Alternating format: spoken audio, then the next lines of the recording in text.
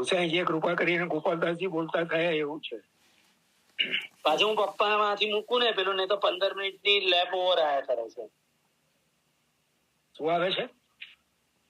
પેલું વચ્ચે બ્રેક નથી આવતો 10 મિનિટનો, નહીતર એટલે બે જુદી જુદી મોબાઈલ માંથી લિંકો બનાવું ને પાછો એટલે એવું. અચ્છા અચ્છા, ચાલો.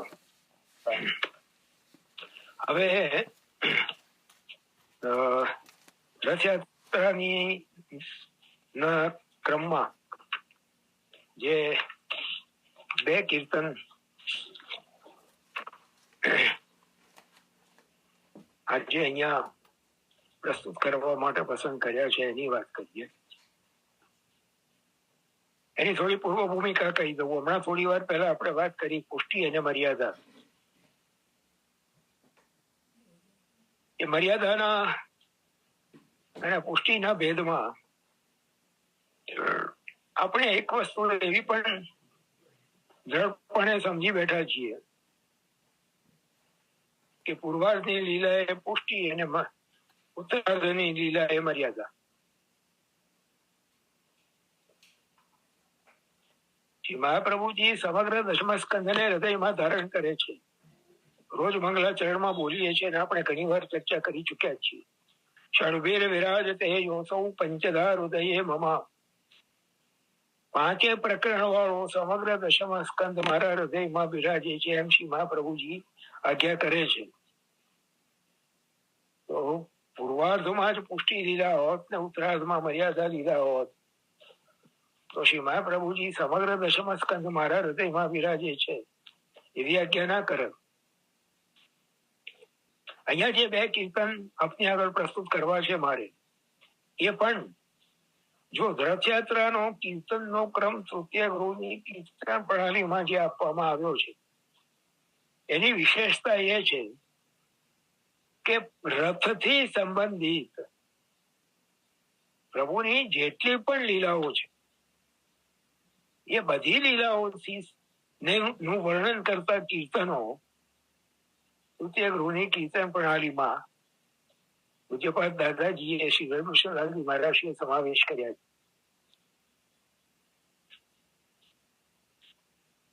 334માં પાન ઉપર 984 નંબરનું કીર્તન.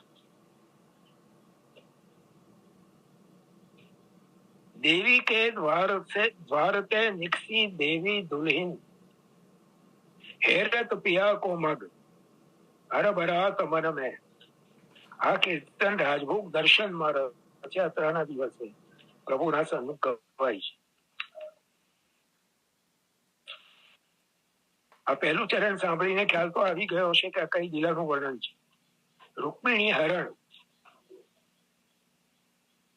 લીલા જે દશમ સ્કંદના ઉત્તરાર્ધમાં છે એનું વર્ણન આ કીર્તનમાં છે. કેમ આ કીર્તન કે રૂકમિણીજીનું હરણ કરવા પ્રભુ રથમાં વિરાજીને પધાર્યા છે એટલે રથથી સંબંધિત લીલા છે એટલે એ લીલાનું વર્ણન કરતું કીર્તન અહીંયા કીર્તન ક્રમમાં સમાવેશ કરવામાં આવ્યો છે.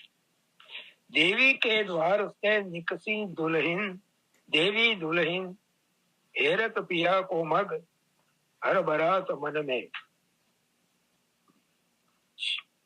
આ શ્રી ભાગવતજીમાં આ અધ્યાય આ લીલા જેમણે વાંચી હશે એમને ખ્યાલ હશે કે એમની કુલ પરંપરા અનુસાર રૂકમિણીજી પોતાના સખીઓ અને દાસીઓ સાથે નગરની બહાર ટેકરી પર આવેલા દુર્ગા દેવીના મંદિરે પૂજન કરવા માટે જાય છે અને પૂજન કરીને ત્યાં દેવી પાસે પણ આ જ માગે છે, શ્યામ સુંદર વરદેહી. અને પૂજન કરીને બહાર નીકળે છે અને હરભરાત મન મેં, બસ એક હળભળાટ ચાલી રહ્યો છે મનમાં. દેવી કે દ્વાર તે નિકસી દેવી દુલ્હી.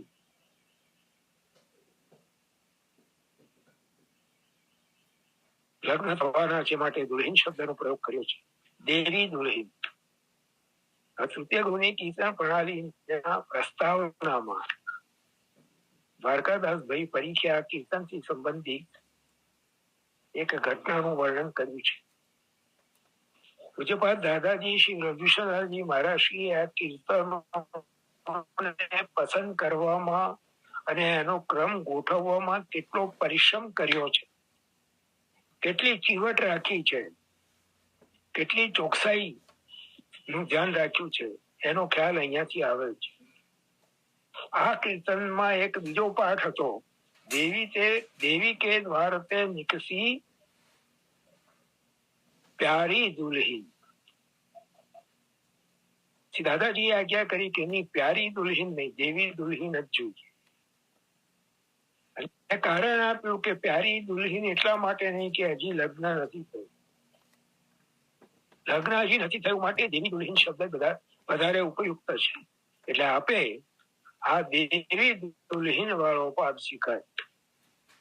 હવે આ લીલાનું જે વર્ણન છે, બરાત મનમાં ખળભળાટ ચાલી રહ્યો છે, ચિંતાનું ચક્કર ચાલી રહ્યું છે. શું ચાલી રહ્યું છે? કહા રહે ગોવિંદ ગરુડધ્વજ મહાભુજ, વિશાળ ભુજાઓ વાળા ગોવિંદ, ગરુડધ્વજ જેમના રથ ઉપર ગરુડજી ધજામાં બિરાજે છે. ગોવિંદ કેટલો સુંદર હેતુપૂર્વક શબ્દનો પ્રયોગ થાય છે. ગાયોના ઇન્દ્ર. રૂકમણીજી સૂચન કરે છે કે હું આપની ગાય જેવી જ છું, મારો અંગીકાર કરો. કહા રહે ગોવિંદ ગરુડધ્વજ મહાભુજ, નૈનન में प्राण, પ્રાણ તનક અને તન में. રૂકમણીજીના પ્રાણ શરીરમાંથી ખેંચાઈને નેત્રોમાં આવીને બેઠા છે. બસ નેત્રો એક ટક નિહારી રહ્યા છે અને મન ચિંતન કરી રહ્યું છે, ચિંતા કરી રહ્યું છે. કહા રહે ગોવિંદ ગરુડધ્વજ મહાભુજ, વિશાળ ભુજાઓ વાળા. સામર્થ્યનું સૂચન છે કે આ ભુજાઓથી મારો હાથ પકડીને મને રથમાં ખેંચી લઈને પધારશે. બસ આ અત્યંત વ્યાકુળતામાં જયારે રૂકમિણીજીના નેત્રોમાં પ્રાણ આવીને રહ્યા છે, એસે હરી દ્રષ્ટિ પરે પરમ કરુણા વરે. એટલામાં બસ ગરુડજીની ધ્વજા રથ ઉપર ફરફરતી દેખાઈ. વાયુ વેગે રથ આવી રહ્યો છે. એસે હરી દ્રષ્ટિ પડે અને પ્રભુના દર્શન થયા. પરમ કરુણા ભરે, રૂકમિણીજી પ્રત્યે કૃપાથી ભરાઈને પધાર્યા છે. તારન મેં ચંદ જૈસે આયે માનો ઘન. બસ ચારે બાજુ તારાઓ ઉગ્યા હોય પણ એકદમ જાણે આકાશમાં ચંદ્રનો ઉદય થાય અને બીજા બધા તારાઓ ઝાંખા પડી જાય. એમ આજુબાજુ બીજા બધા રાજાઓ ઉભા છે. પણ જેવા પ્રભુ પ્રગટ થયા, પધાર્યા, તારન મેં ચંદ જૈસે આયે માનો ઘન में. અને નંદદાસ પ્રભુ પ્યારી દોરી આયે રથ બેઠી. અને પ્રભુના પ્યારી હવે નંદદાસ પ્રભુ પ્યારી દોરી આયે રથ બેઠી. અને રૂકમિણીજી પણ જેવો પ્રભુએ હાથ લંબાવ્યો, પ્રભુનો હાથ પકડીને સીધા કૂદીને આવીને રથમાં બિરાજ્યા. એવા બિજુરી માનો આયે મિલી ગન में. વાદળથી વિખૂટી પડેલી વીજળી જાણે ચમકીને વાદળને વીંટળાઈ વળે એવી રીતે રૂકમિણીજી આવીને, રૂકમિણીજી ગૌર છે, પ્રભુ શ્યામ છે, એટલે અહીંયા વીજળી અને વાદળની ઉપમા આપી. આ રાજભોગ દર્શનનું કીર્તન. રથમાં પ્રભુ પધાર્યા અને રૂકમિણીજીનું હરણ કર્યું, એ લીલાનું વર્ણન કર્યું. બીજું કીર્તન છે, એ પણ મહાભારતની લીલા છે. ચોથા દર્શનમાં મલ્હાર રાગમાં ગવાય. કીર્તન સંખ્યા છે 1002 અને પાન નંબર છે 340. પ્રભુએ પ્રતિજ્ઞા કરી છે કે આ યુદ્ધમાં હું હાથમાં અસ્ત્ર કે શસ્ત્ર નહીં ઉઠાવું. અને ભીષ્મ પિતામહે પ્રતિજ્ઞા કરી છે કે હું પ્રભુના હાથમાં શસ્ત્ર લેવડાવીશ. ભીષ્મ પિતામહે અર્જુન ઉપર જે રીતે બાણોની સતત વર્ષા કરી, પ્રભુ ભક્તની રક્ષા માટે બે બાજુ ભક્ત છે. જુઓ, એક બાજુ દાસ્ય ભક્તિથી ભરપૂર ભક્ત ભીષ્મ પિતામહ છે અને બીજી બાજુ સત્ય ભક્તિથી ભરપૂર અર્જુનજી છે. અને પ્રભુ એ સત્ય ભક્તિ વાળા ભક્તની રક્ષા માટે અને દાસ્ય ભક્તિ વાળા ભક્તની પ્રતિજ્ઞા પૂરી કરવા માટે લીલા કરે છે. એનું સુરદાસજીએ આ પદમાં એટલું અદભુત વર્ણન કર્યું છે. વા પટપીત કી પહેરાન, રથ ઉપરથી ઉતરીને દોડી રહ્યા છે પવનમાં, ખભા પર ધારણ કરેલો પીળો ઉપરનો પાછળની તરફ લહેરાઈ રહ્યો છે.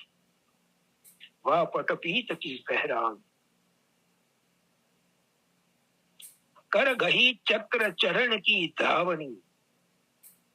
શસ્ત્ર ધારણ નહીં કરવાની પ્રતિજ્ઞા તો કરી છે, પણ રથ પરથી ઉતરીને નીચે પડેલું તૂટી ગયેલા રથનું પૈડું ચક્ર હાથમાં ધારણ કર્યું છે.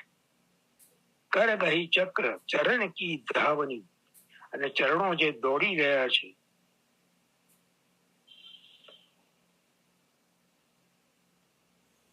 સુરદાસજીએ જે ચિત્ર પોતાની લેખીથી પોતાની દિવ્ય દ્રષ્ટિથી દર્શન કરીને જે ચિત્ર શબ્દોમાં પ્રસ્તુત કર્યું છે, થોડા અંતર્મુખ થઈએ, એકાગ્ર થઈએ તો સુરદાસજીની આડીથી એ ચિત્રના દર્શન આપણને પણ આપણા મનચક્ષુ સમક્ષ થઈ શકે. કર ગહી ચક્ર ચરણ કી ધાવની, નીચે ઉતરીને દોડી રહ્યા છે, પીળો ઉપરનો પાછળની તરફ લહેરાઈ રહ્યો છે, હાથમાં ચક્ર ધારણ કર્યું છે, ચરણ દોડી રહ્યા છે, નહીં બિસરત ભગવાન, એ શોભા ભૂલાતી નથી. અંત સમયે વિશ્વ પિતામહે જે સ્તુતિ કરી, વિશ્વ સ્તુતિ, એમાં પણ ઉલ્લેખ કર્યો છે અને એનો જ આધાર રહીને કદાચ સુરદાસજીએ આ પદની રચના કરી છે.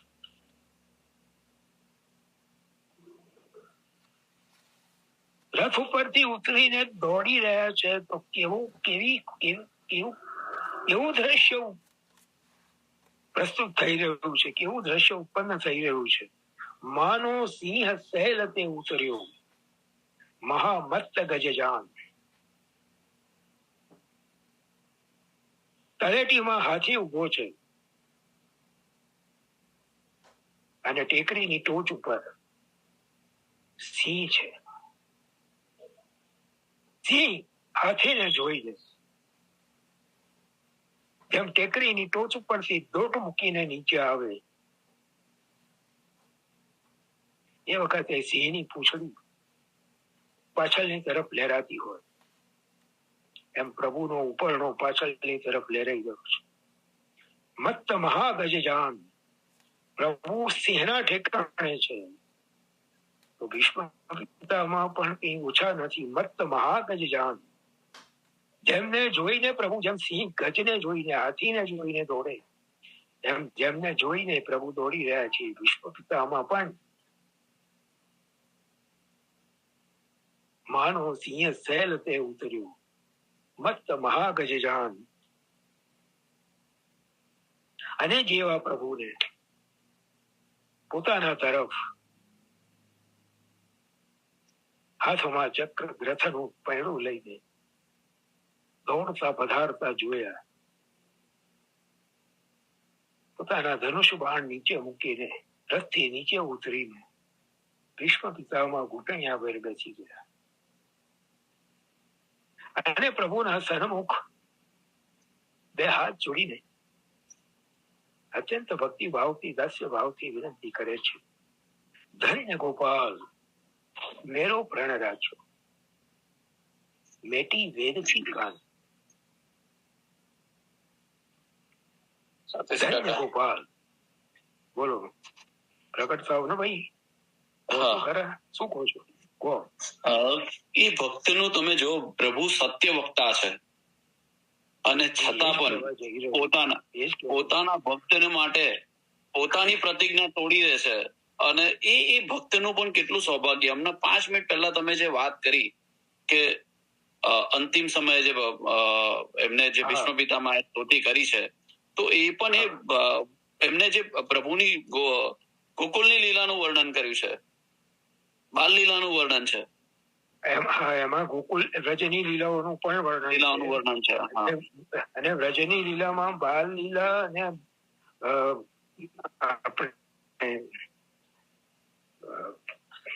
શું કહેવાય કુમારાવસ્થાની માધુર્ય ભાવની લીલાનું પણ વર્ણન એમને પોતાની સ્તુતિમાં કર્યું છે.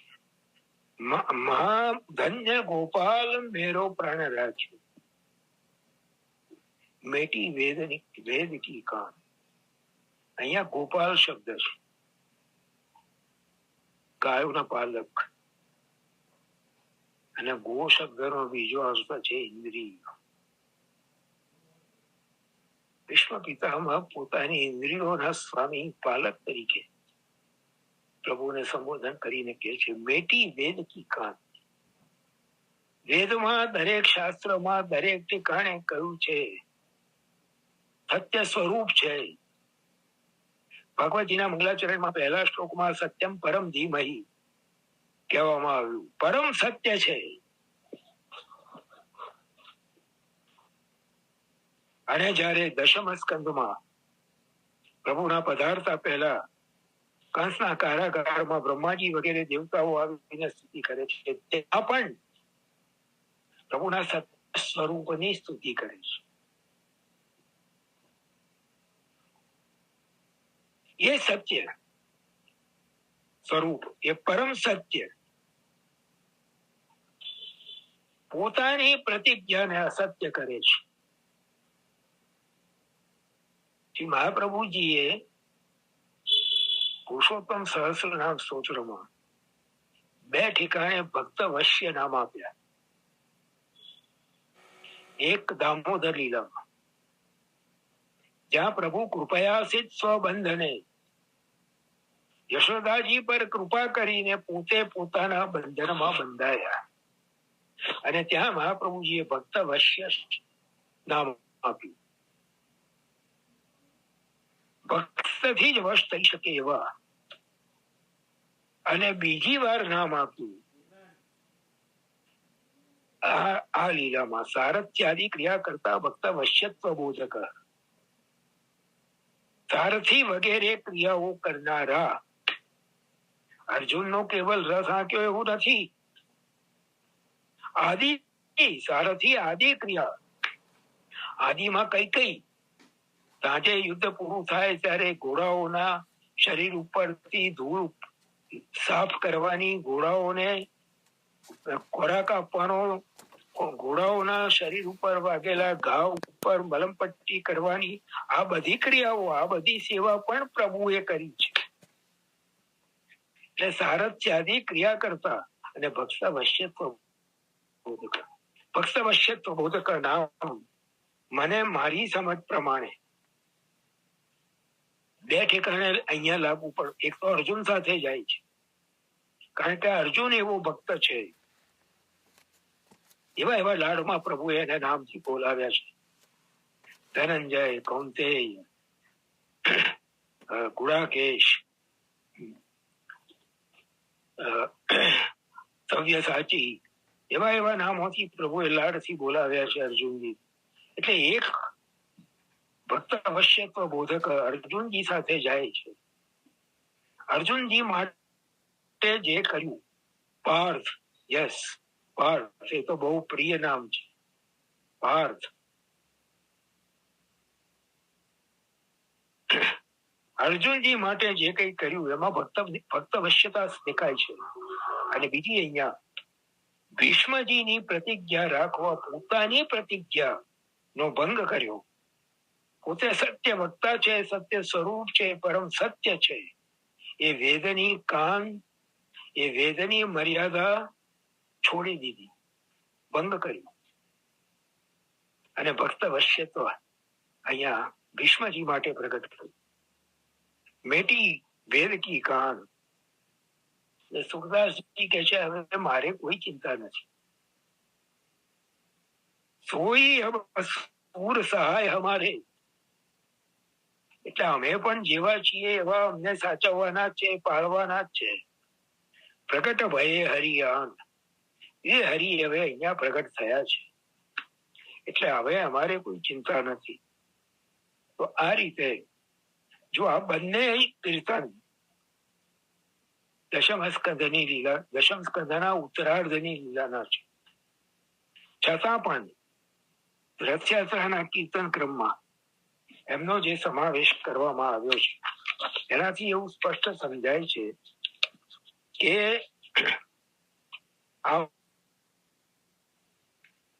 આ પુષ્ટિ, આ મર્યાદા, એવો નિર્ણય કરવાની ભૂલ આપણે ન કરવી જોઈએ.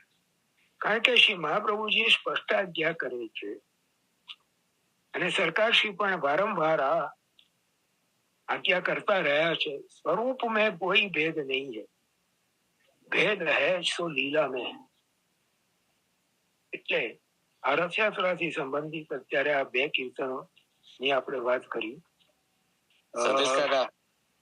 બોલો ભાઈ. સુરદાસજીએ તો એનાથી પણ વધારે કીધું છે. પ્રભુને તઈ સુધી કીધું છે કે પ્રબલ હું તમને તારે જાણું, કેમ કે હાથ છોડાવત જાત હો.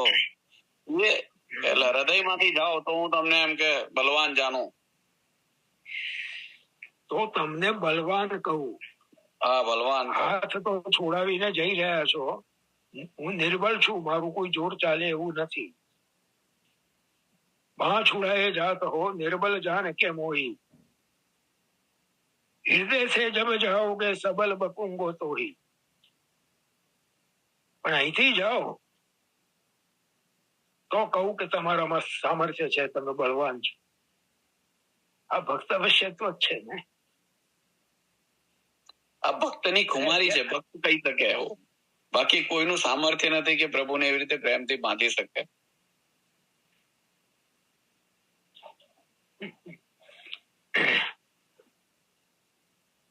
એ ગોપીજનો જ કરી શકે. અને આ જે પ્રગટ થયા છે ભૂતલ પર, એ ગોપીજનો છે, એ સવાલ જ નથી. એ ગોપીજનો જ કરી શકે. અમારું પદ ના પામ્યું કોઈ કોટી લાખ અમારે, અમારે ઓછું શું રહ્યું અભિલાખ અમારે. ઉદ્ધવજીને કહી રહ્યા છે ને, કરોડોમાં લાખોમાં અમને જે પદવી મળી છે બીજા કોઈને નથી મળ્યું. કઈ મનોકામના, કઈ અભિલાષા બાકી રહી? જેના યોગે આંસુ પાડીએ રે કો તો એ જ પુરુષ દેખાડીએ. આ સામર્થ્ય કોનું હોય? પરમ પ્રેમ રૂપા.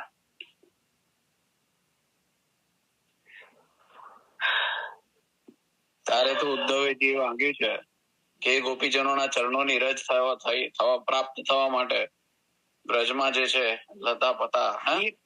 એક રજ નહીં, રજને વંદન કરવાની યોગ્યતા નથી. એમના રજને વંદન કરવાની યોગ્યતા નથી. એ રજનો એક કણ, એ રજનો એક કણ એને અભિક્ષણશ સતત બંધન કરું છું. વંદે નંદ વ્રજસ્ત્રીણામ પાદ રેણુમ અવિક્ષણશ. રેણુમ એક વચન વાપર્યું છે, એક જ રેણુ, એક જ કર્ણ, એને અવિક્ષણશ સતત વંદન કરું છું. એટલે ગોપીજનોના ગુણાનુવાદ કરવા માટે મને એવું લાગે છે કે આપણે ઉદ્ધવજીને વિનંતી કરવી જોઈએ કે ઉદ્ધવજીએ જે રીતે એમના સ્વરૂપને ઓળખ્યું અને ઉદ્ધવ ગીતામાં ગાયું, એ ઉદ્ધવજીની આડીથી એ સ્વરૂપ ઓળખાય, અને ઓળખાય એટલું નહીં, એ કૃપા કરીને અનુભવાય. ચાલો, બહુ આગળ નીકળી ગયા. પછી ગયા અઠવાડિયે આપણે પ્રશ્નની ચર્ચા કરી રહ્યા હતા, ગીતાબેનના પ્રશ્નની. પણ સતીશ કાકા, જીવોનો બોલો ભાઈ. આ કીર્તનનો ક્રમ છે ને, હવે સતત કન્ટિન્યુટી સાથે લેજો જા. પણ હવે આમાં મારી વિનંતી, કોઈ નહીં આપે તો હું તમને દર અઠવાડિયે કીર્તન આપી દઈશ, પણ એ કીર્તનનો ક્રમ ચોક્કસ લેજો. હામટા 10-15 કીર્તન આપી દઈશ, મારે તો છે ધ્યાનમાં, પણ એ બ્રેક ના કરશો. પણ ટુ વે ટ્રાફિક શા માટે ના ચાલે, મને એ નથી ખબર. એમાં ના કરશે વૈષ્ણવ મોકલશે. આ વૈષ્ણવ ના એક વૈષ્ણવે કીધું કે 3 કીર્તન છે બધા આપણા આટલા બધા 100 જેટલા વૈષ્ણવો જયારે નો ભાવ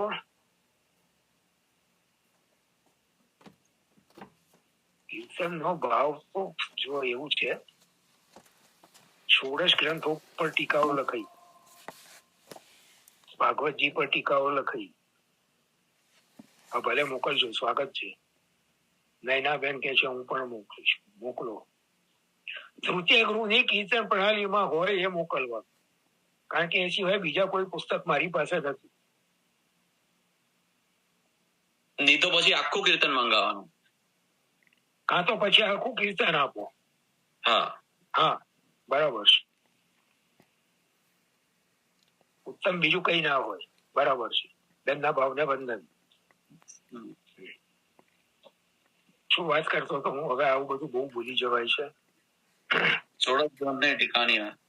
હા, 16 ગ્રંથની ટીકાઓ રચાઈ, ભાગવતજી ઉપર ટીકાઓ રચાઈ, નિબંધ ઉપર ટીકા રચાઈ, અણુભાષ્ય ઉપર ટીકા રચાઈ. કીર્તન ઉપર કોઈ ટીકા રચાઈ શક્ય જ નથી. કારણ કે કીર્તન એક એવું તત્વ છે કે જેને જે પ્રકારના ભાવનું દાન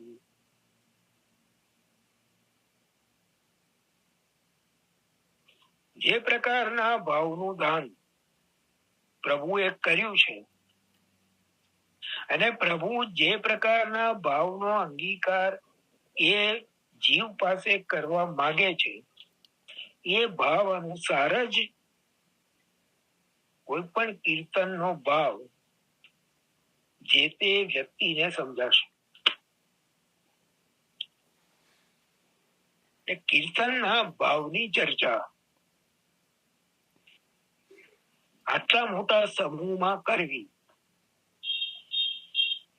એ બહુ મુશ્કેલ કામ છે. કારણ કે મને સરકારશ્રીના મુખેથી સાંભળેલો એક પ્રસંગ યાદ આવે છે कि दादाजी के पास एक भगवती एक वैष्णव को लेके आए.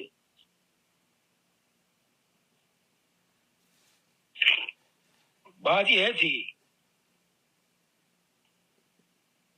कि जगन मगन प्यारे लाल कीजिए कलेवा.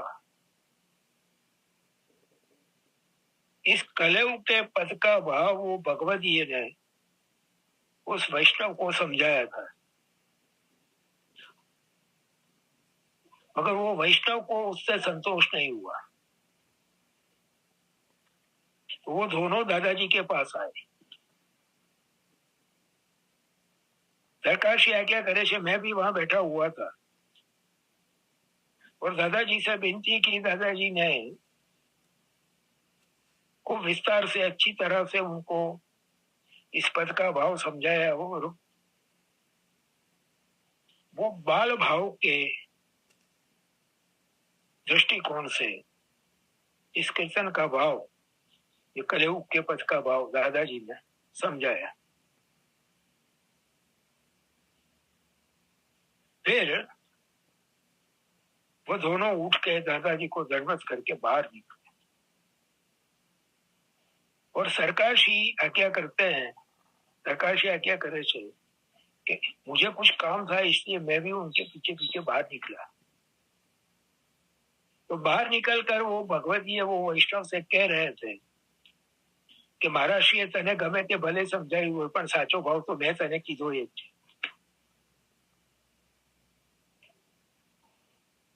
છે। કીર્તનના ભાવમાં આ પરિસ્થિતિ છે। હા, કીર્તનના ભાવની ચર્ચા ક્યારે થઈ શકે? સમાન ભાવ, સમાનશીલ વ્યસને સુસખ્યમ એવી સંસ્કૃતમાં કહેવત છે। સ્વભાવ અને આદતો જ્યાં સમાન હોય ત્યાં સખ્ય, સખ્ય એટલે એકબીજા સાથે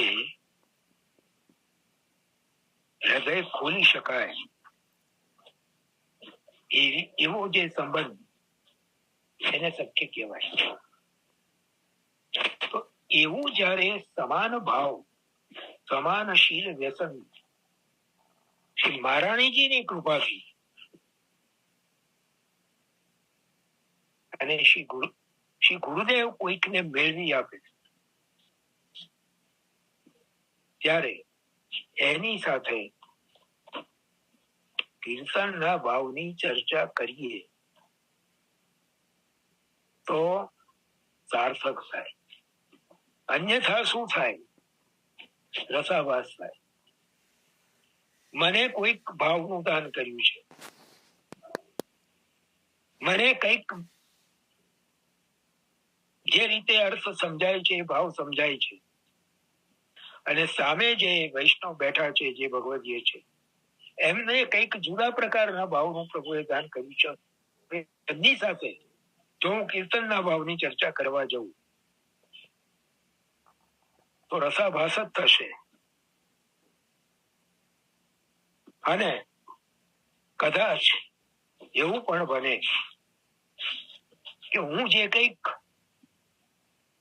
ભાવનું વર્ણન એમની આગળ કરું એના અંદર એમને કોઈક અભાવ કે અન્યથા ભાવ જાગે તો એનો અપરાધી હું થઉં। એટલે આ કીર્તનના ભાવોની ચર્ચામાં આ ભયસ્થાન છે। બને એટલી અત્યારે જેમ આ બે કીર્તનની ચર્ચા કરી એ પ્રકારની, એ સ્વરૂપની ચર્ચા આપણે અહીંયા આ પ્લેટફોર્મ પર કરી શકીએ। મારા કહેવાનો કોઈ બીજો ભાવ નથી, બીજો કોઈ હેતુ નથી કે બીજો કોઈ આશય નથી। પણ સતીશ કાકા, હા બોલો। તમારી વાતમાં સંપૂર્ણ સત્યતા છે, પણ આપને જે એટલા માટે જ કીર્તન પહેલા તમે મંગાવજો।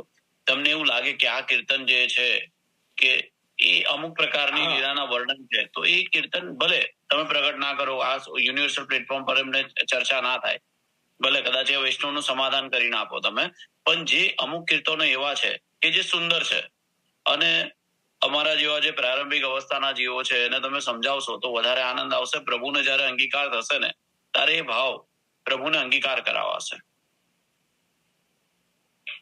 અને તમે પૂર્વમાં હમણાં કીધું કે બીજું બધી વસ્તુની ટીકા મળશે પણ કીર્તન જે છે કીર્તનની ટીકા નહીં મળે। અને કીર્તન એ સમજવું એટલે બિટવીન ધ લાઈન સમજવાની વાત છે,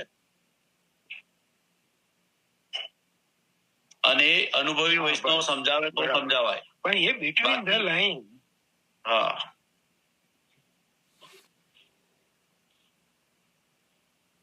હવે આ બેન પૂછે છે ફલનાનું કીર્તન પ્રેંક પર્યંક શયનમ.